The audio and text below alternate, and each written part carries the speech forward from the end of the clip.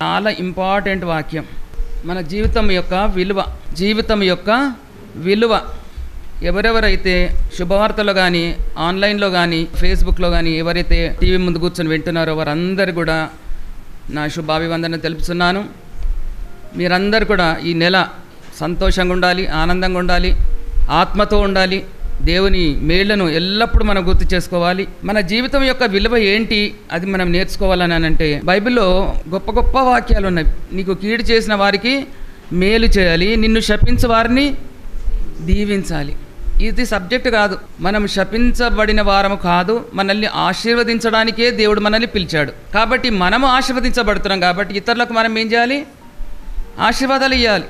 కాబట్టి మనము ఎంతమంది మనల్ని తిడుతున్నా, ఎంతమంది శపిస్తున్నా, ఎంతమంది ఎన్ని అన్నా కానీ మన నోటి నుంచి శాపవచనం అనేది రావద్దు. ఏ బాలు కొండ మీద శాపవచనం పలకాలంట. తల్లిని సన్మానించని వాడిని రాళ్లతో కొట్టి చంపాలంటే అందరు ఆమెన్ ఆమెన్ అనాలంట. శాపవచనం పలుకుతుంటే అందరు ఆమెన్ అనాలి. ద్వితీయోపదేశకాండం 28వ అధ్యాయంలో కొన్ని దీవెన వచనాలు ఉన్నాయి, కానీ ఎక్కువ శాపవచనాలు ఉన్నాయి. ఈ దినము 3 ముఖ్యమైన అంశాలు మనం నేర్చుకుందాం. లూకాసు వార్త 7వ అధ్యాయంలో 3 భాగాలు ఉన్నాయి. అందులో 3 ప్రాబ్లమ్స్ ఉన్నాయి. ఒకటి ఏమో 1 నుంచి 11 వచనాలు. అక్కడ ఏమున్నది? ఒక శతాధిపతి తన ప్రియమైన దాసుడు రోగి అయి చావసిద్ధమై ఉన్నాడు. మొట్టమొదటి సమస్య ఏంటంటే రోగం, డిజీజ్, అస్వస్థత. అది ఎలాంటి రోగమైనా పర్వాలే, కానీ రోగం అంటే రోగమే. రాత్రి అంతా నేను దగ్గుతూ ఉంటే మీ అయ్యగారు అంటున్నాడు, ఏది వచ్చినా కానీ చాలా సివియర్గా వస్తుంది నీకు అని. 5 o'clock వరకు దగ్గుతూనే ఉన్నాను నేను. ఎందుకు వస్తున్నాయి ఇవి రోగాలు అది చెప్తాను. రెండవది 11 నుంచి 17వ వచనం వరకు, నాయనను ఊరిలో విధవరాలు కుమారుడు చనిపోయాడు. 3వ ప్రాబ్లం ఏంటి? 36 నుంచి 50 వచనంలో, పాపాత్మురాలైన స్త్రీ ప్రభు దగ్గరకు వచ్చి తన పాప నివారణ పొందింది. 3 సమస్యలను దేవుడే, యేసు ప్రభువే జయించాడు. ఎందుకు ఈ సమస్యలు వచ్చాయంటే మానవుడు పాపం చేసి తద్వారా రోగము, ఆజ్ఞాతి క్రమమే పాపము, పాపం వలన వచ్చు జీతము మరణం. చూసారా? అందుకనే యోహాను సువార్త 11వ అధ్యాయంలో ఏమంటాడనంటే 3వ వచనం నుంచి 5వ వచనం చదవండి. నీ ప్రేమించువాడు రోగి అయి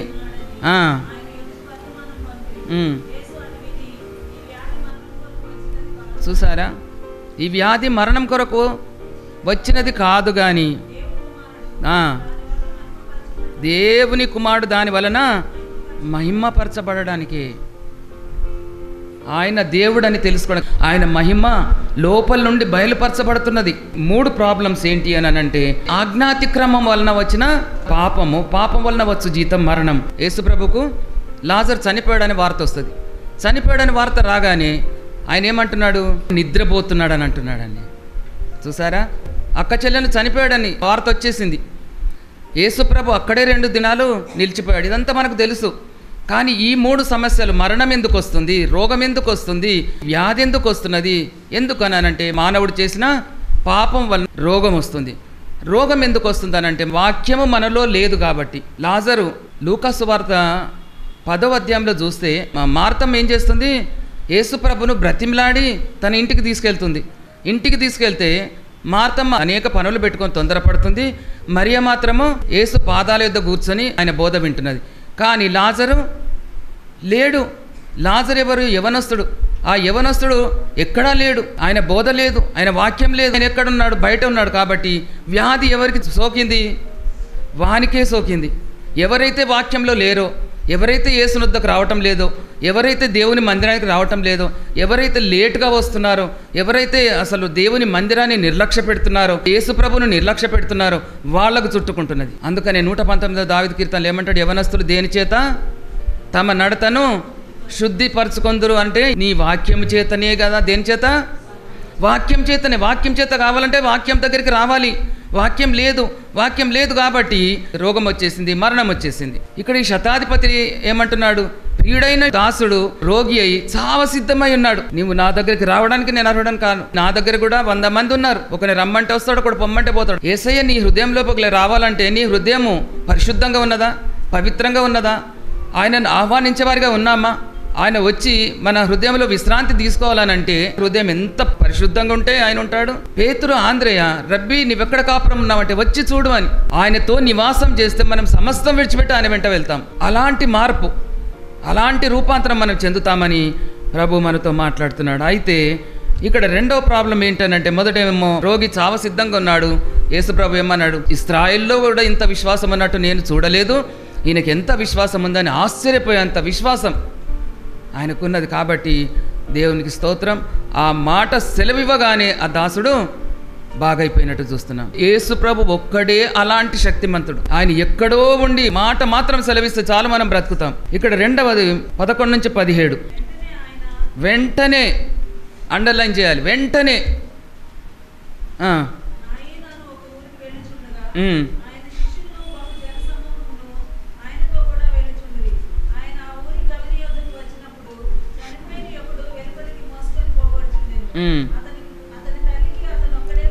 చనిపోయిన ఒకడు వెలుపలికి మోసుకొని పోబడుచుండెను. గవిని బయటకు వాడు వెళ్తున్నాడు, గవిని లోపలికి యేసు ప్రభు వస్తున్నాడు. ఇక్కడ 3 అంశాలు: పాపము, రోగము, మరణము.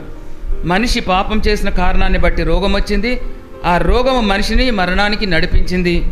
ఇవన్నీ ఒకదానికొకటి ఇన్నర్ లింకింగ్ అయి ఉన్నవి. కాబట్టి ప్రభు వీటన్నిటికి కూడా జయం ఇచ్చాడు. జయం ఇచ్చిన తర్వాత దీని ప్రత్యేకత ఏంటనంటే, ఆయన దగ్గరకు వచ్చిన ప్రతి పాపి కూడా పరిశుద్ధిగా ఆయన చేస్తున్నాడు. ఒకటి.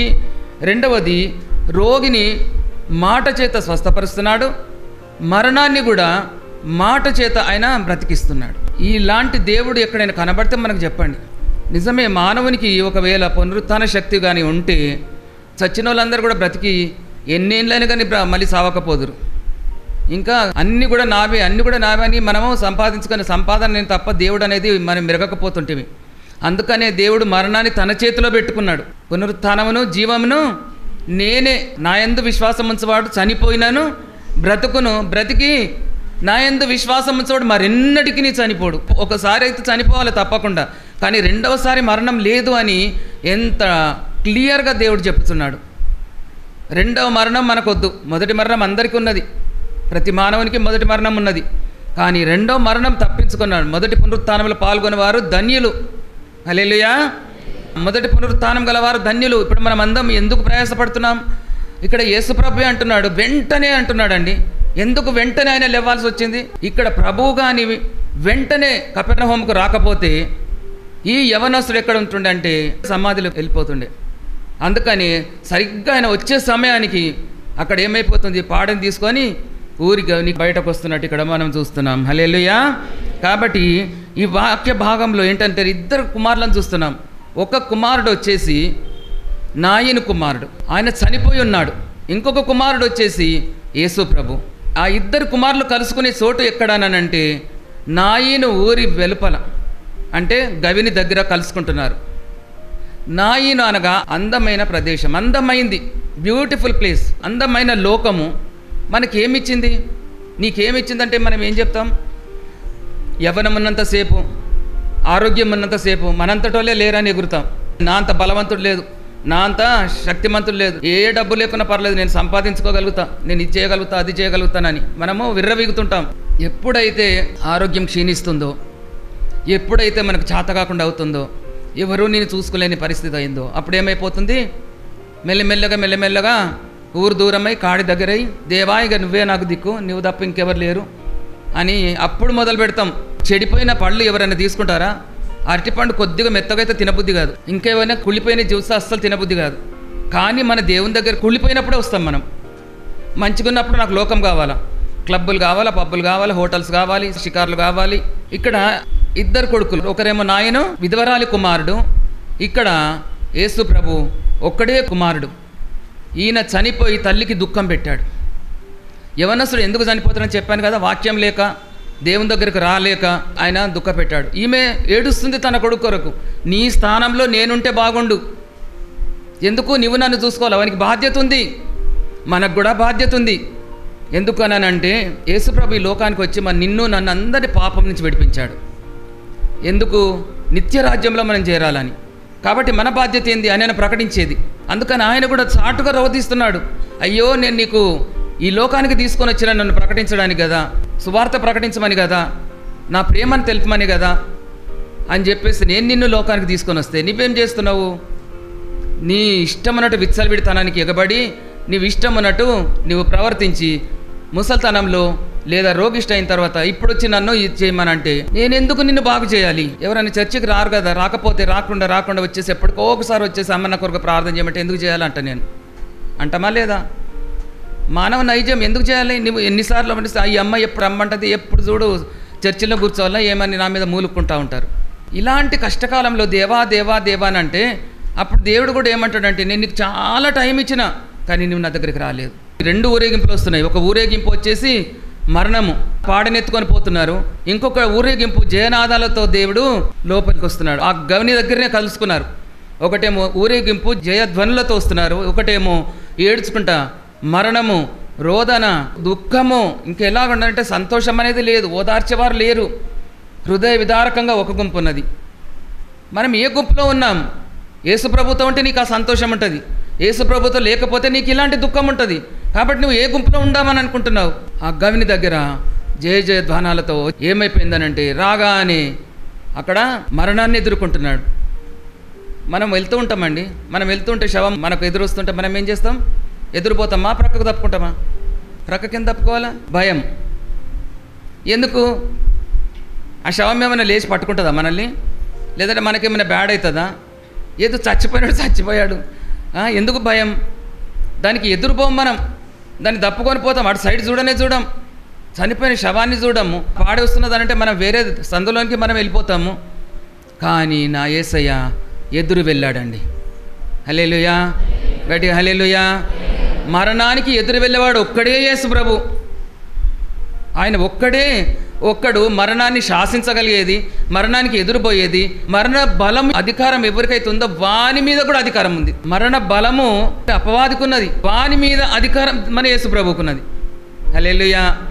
కాబట్టి ఇక్కడ చూస్తే యేసు ప్రభు ఒక్కడే ఆ గుంపులో దిగి అక్కడి నుంచి ఎక్కడికి వెళ్తున్నాడు? ఆయన పాడె దగ్గరికి వెళ్తున్నాడు. పోయి పాడెను ముట్టాడు. యాజకులు కానీ, లేవీలు కానీ, సేవకులు కానీ పాడె ముట్టకూడదు, అపవిత్రులైపోకూడదు, శవాన్ని ముట్టకూడదు. నిర్గమకాండం, లేవీకాండం, సంఖ్యాకాండం, ద్వితీయోపదేశకాండం అన్నిట్లో రాస్తున్నది. యాజకుడు పాడెను ముట్టకూడదు, శవాన్ని ముట్టకూడదు, ముట్టుకుంటే ఇన్ని దినాలు అపవిత్రులై ఉంటారు అని చెప్పేసి. కానీ నా ప్రభు అక్కడికి వెళ్ళి నీ కొరకు నా కొరకు ఆయన అపవిత్రుడుగా అవ్వడానికి సిద్ధమైపోయాడు. చప్పట్లు కొడదామా? హల్లెలూయా, గట్టిగా హల్లెలూయా.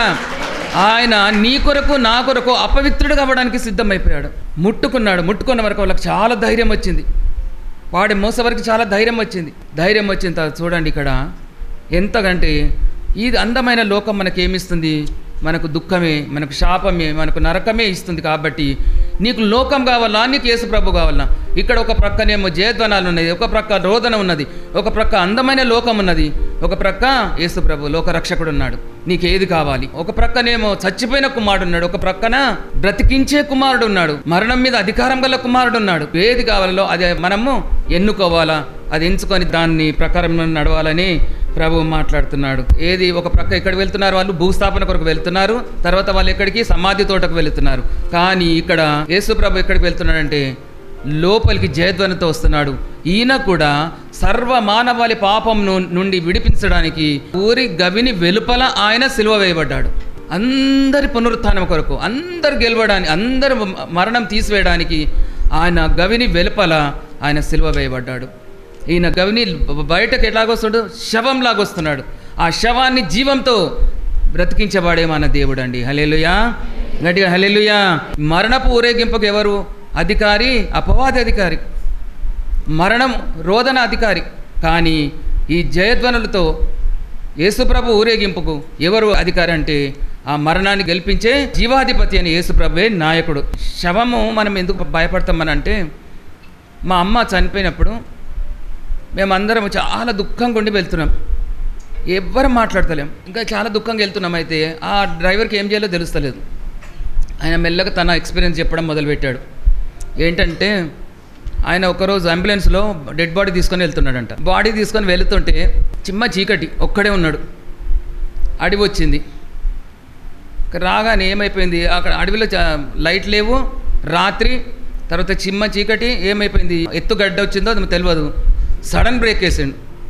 సడన్ బ్రేక్ వేసే వరకు ఆ బాడీ వచ్చేసి వాని ముందు నిలబడ్డదంట. అది నిలబడే వరకు వీరికి ఎంత భయం అంటే కార్ డోర్ ఇప్పుకొని వాడు ఎంత దూరం పరిగెత్తిండంట, 2 కిలోమీటర్లు పరిగెత్తిండంట భయానికి. ఒక రాయి మీద కూర్చున్నాడంట వాడు. కూర్చొని వానికి ధైర్యం చెప్పే వాళ్ళు ఇవ్వలేరు. వానంతటా వాడే ధైర్యం తెచ్చుకొని మళ్ళీ నడిచి వచ్చి మళ్ళీ ఆ బాడీని తీసి వెనక రాలికి కట్టి అప్పుడు తీసుకొని పోయిండండి. అలాగూ మరణం చూస్తే మనకు అందరికీ భయమే కదా.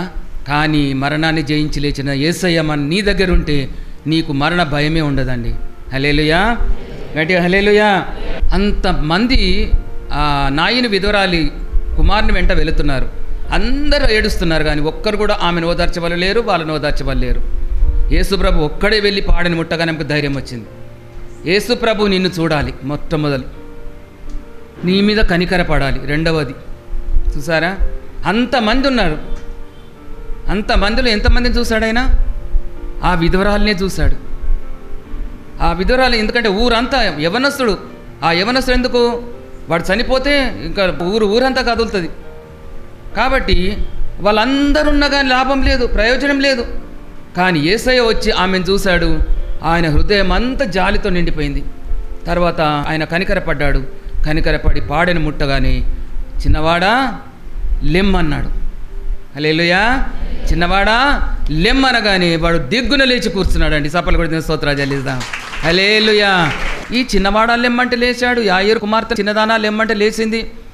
అది ఈ లాజరు 4 దినంలై మురిగి కంపుకొట్టిన సమాధిలో నుండి ఆయన బయట ప్రేత వస్త్రాలతో బయటకు వచ్చేసాడు. అంత శక్తిమంతుడు మన దేవుడు. కాబట్టి ఆయన మనల్ని ఓదార్చాల, ఆయన మనల్ని చూడాల, ఆయన మన మీద కనికరపడాల. ఈ పాయింట్స్ నేను చెప్పాలి అనుకోని. ఇదంతా నాయన విధురాలు అందరికీ తెలుసు. 18 ఏళ్ళ నుంచి ఆమె నడుము వంగిపోయి వస్తూనే ఉంది, వెళ్తానే ఉంది. ఆమెకు స్వస్థత కలగలేదు. కానీ ఎప్పుడు స్వస్థత కలిగింది?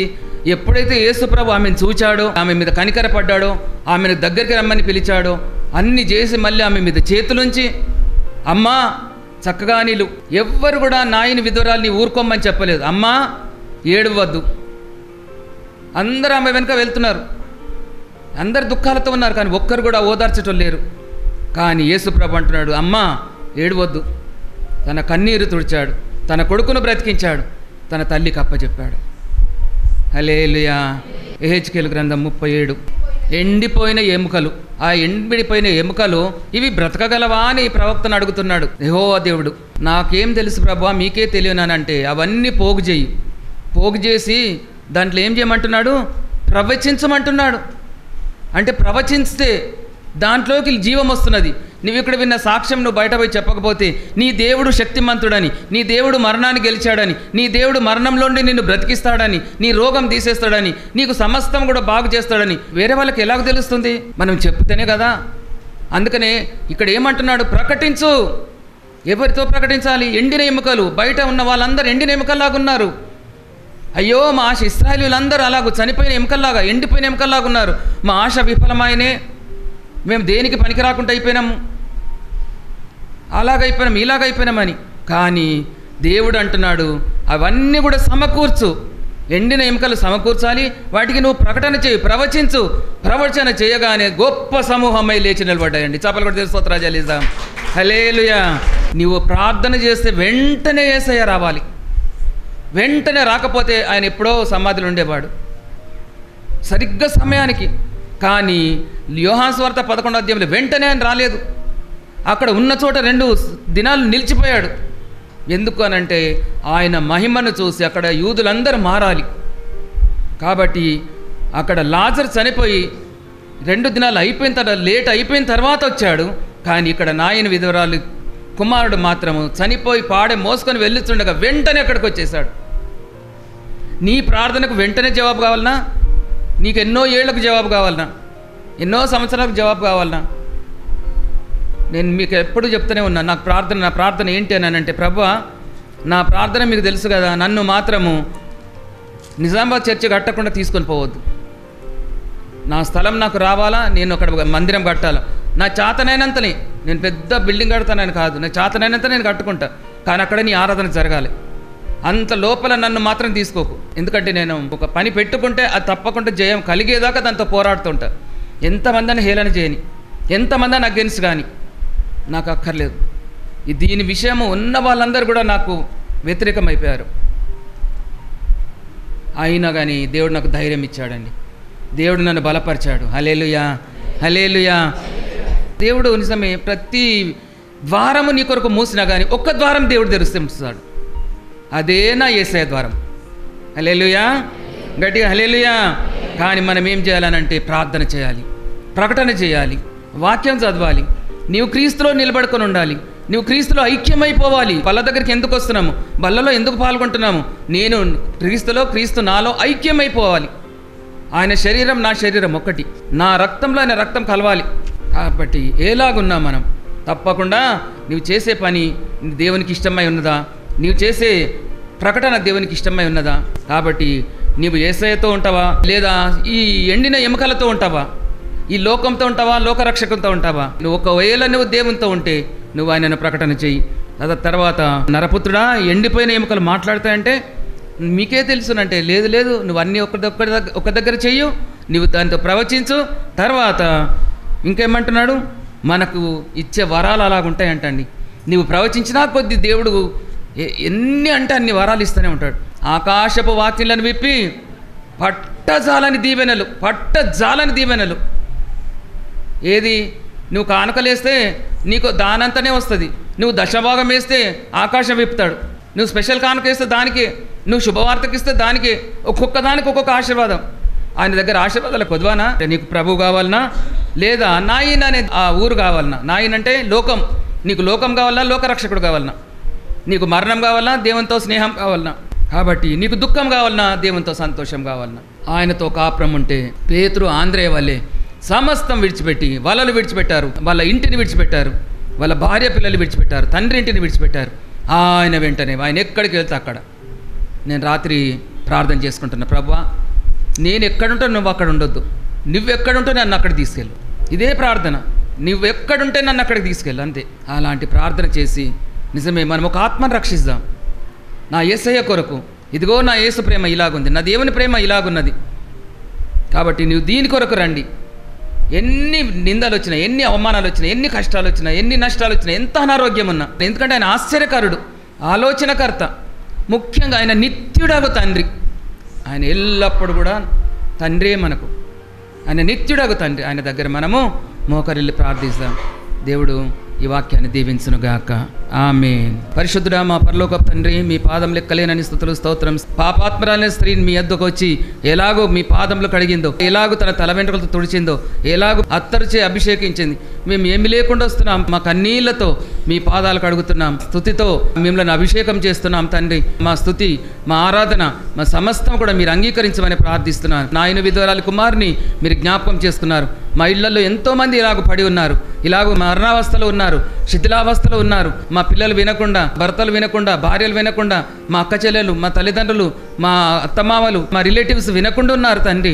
పడిపోయిన స్థితులు ఉన్నారు, చనిపోయిన స్థితులు ఉన్నారు. వారందరి లేపమని ప్రార్థిస్తున్నాను. ఎంతోమంది టీవీ ముందు హత్తుకొని ఈ వాక్యం వింటున్న బిడ్డలందరినీ ఆశీర్వదించండి, దీవించండి. బాధల్లో ఉన్న వారిని మీరే ముట్టండి, తాకండి, ఓదార్చండి, స్వస్థపరచండి, ఆశీర్వదించండి, దీవించండి. ఎంతో ఆశతో మీ సన్నిధికి వచ్చాం, ఎన్నో ఆశీర్వాదాలు పొందుకోవాలని వచ్చాం. ఆరోగ్యంతో ఆయుష్తో నింపుతున్న దేవుడు ప్రభా, దేవా ఆశీర్వాదాలు పొందుకునే వెళ్ళాలి. నిర్లక్ష్య స్థితిలో ఉంటే క్షమించండి, ఆటపాటలతో ఉంటే క్షమించండి, మాతో మాట్లాడండి, మాలో ఉండండి ప్రభా. నాయన విధవరాలి గురించి మేము నేర్చుకున్నాము, శతాధిపతి దాసుని గురించి నేర్చుకున్నాము, పాపాత్మ స్త్రీ గురించి నేర్చుకున్నాం. మా జీవితాలు కూడా అలాగూ ప్రభా సరి చేసుకొని మేము ఇతరులకు మాదిరిగా జీవించడానికి మమ్మల్ని వాడుకోనండి. విన్న ప్రతి ఒక్కరిని మీ సేవ నిమిత్తం వాడుకోనండి. ప్రకటించే బిడ్డలుగా వారిని చేయమని, ఆశీర్వదించి దీవించమని మీకే స్తోత్రాలు వందనాలు చెల్లిస్తూ నా ప్రార్థన పరిశుద్ధూపలు చేసుకునే ప్రతిఫలం దయచేయమని, అయా ఇచ్చిన కానుకలు మీ సేవ నిమిత్తం వాడుకోమని, నూరంతలు వెయ్యంతలుగా ఫలింపజేయమని యేసు క్రీస్తు అతి పరిశుద్ధ నామంలో అడిగి వేడుకొంచుంటున్నాను తండ్రి. ఆమేన్. అందరికి ప్రేజ్ లాడండి, ప్రేజ్ లాడు. దేవుడు మిమ్మల్ని ఆశీర్వదించును గాక.